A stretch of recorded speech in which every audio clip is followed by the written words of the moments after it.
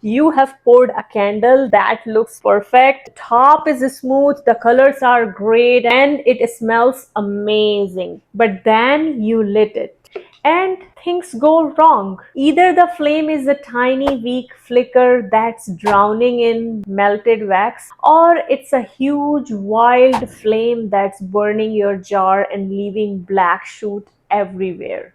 If that sounds something you have experienced, you are at the right place. That annoying problem is almost always caused by the wick. Think of the wick as an engine of your candle. If it's the wrong one, the whole thing fails. But when you get the right, it works beautifully. I'm going to show you how to understand your candles so you can tell if your wick is too small, too big, or just the right size. In this video, we will look at all the signs step by step. Let's save your future candle from waste. So I will set up a simple burn test. This is the kind of test you should do for every new candle you make. Here we have 3 of the exact same candles. They use the same wax, the same amount of fragrance, and the same jar. The only thing that's different is the wick. One wick is likely too small, one is probably too big, and one should be just right. So here we have had them burn for about 3 hours. That's a good amount of time for a first test. A good general rule is to let your candle burn for at least 3 hours for every inch across the top, especially for very first burn. This gives the pool of melted wax a chance to show you that what it's doing. Now let's look what these candles are doing. First, let's look at the underwicked candle. This happens when the wick is not strong enough for the candle. It can't make enough heat to melt the wax and fragrance correctly. The clearest sign is the melt pool of melted wax. Look at this. After 3 hours, the wax has barely melted. It has not reached the edges of the jar and it never will.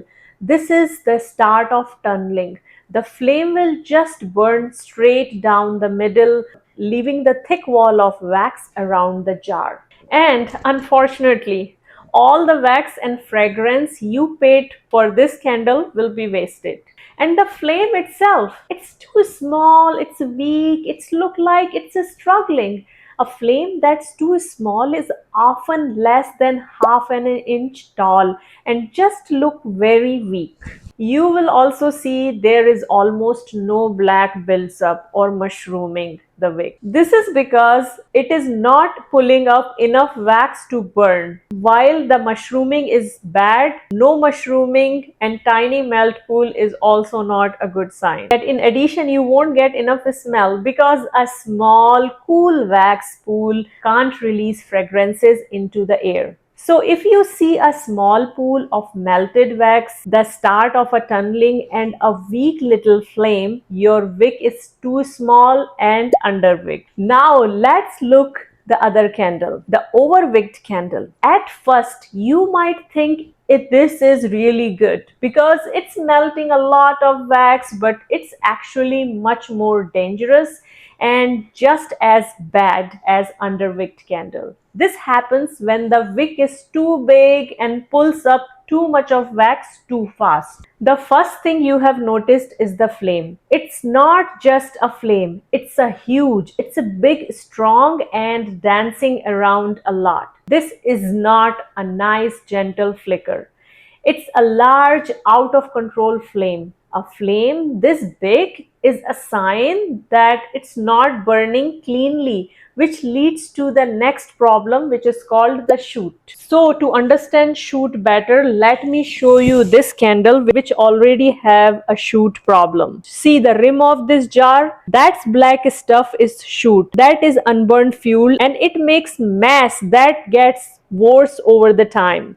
If you see little puffs of black smoke coming from the flame, that's another clear sign that your wick is overwicked. Now look at the wick. See that big black clumps on the tip? That's what we call mushroom. It's a large buildup of carbon because the wick is trying to burn too much of fuel. A very small mushroom can be normal after a long burn, but a big one like this after only 3 hours is a sign that your wick is too big. The pool of melted wax also tells a story. This one is very deep.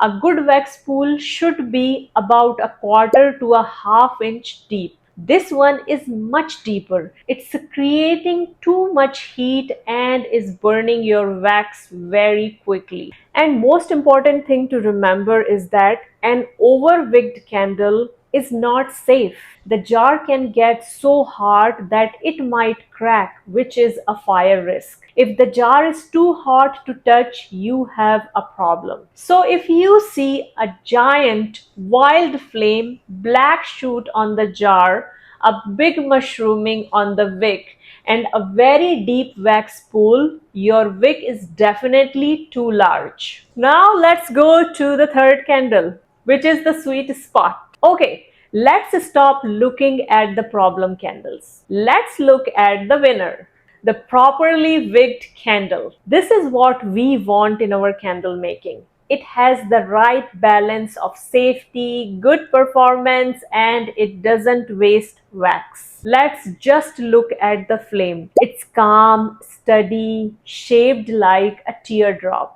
It is barely flickering. It's a good, strong flame, but not tiny or weak and not too big. Now look at the melt pool of the wax. After 3 hours, the wax has melted all the way to the edges of the jar. This is what we want to see. It means the candle will burn down evenly, which stops tunneling and makes sure no wax is wasted. The depth is also perfect, about a half inch. That's the right depth to release a great smell without being unsafe.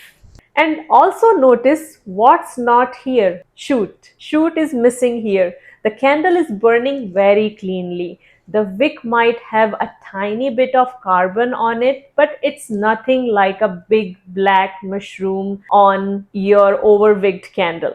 This candle is burning its fuel the right way. This is what success looks like. So you know now how to find the problem. But how do you fix it?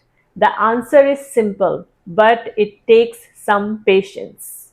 If your candle is underwicked, it is tunneling, tiny flame, you need to wick up. That just means you try the next size up in the same wick family. So for example, if you are using Eco 8 wick, which you found very small, weak, the next test should be with Eco 10. Don't switch different wick families like from CD wick to HDP wick. They all numbered differently. If your candle is overwicked, like it is having shoot, it has a giant flame, you need to wick down. You guessed it right. You choose the next size down for the same wick family. Guys, these YouTube videos are really short and I can't give like all the information about making clean burning candles based on science. I also have my school community which is free, which is called Candle Making Science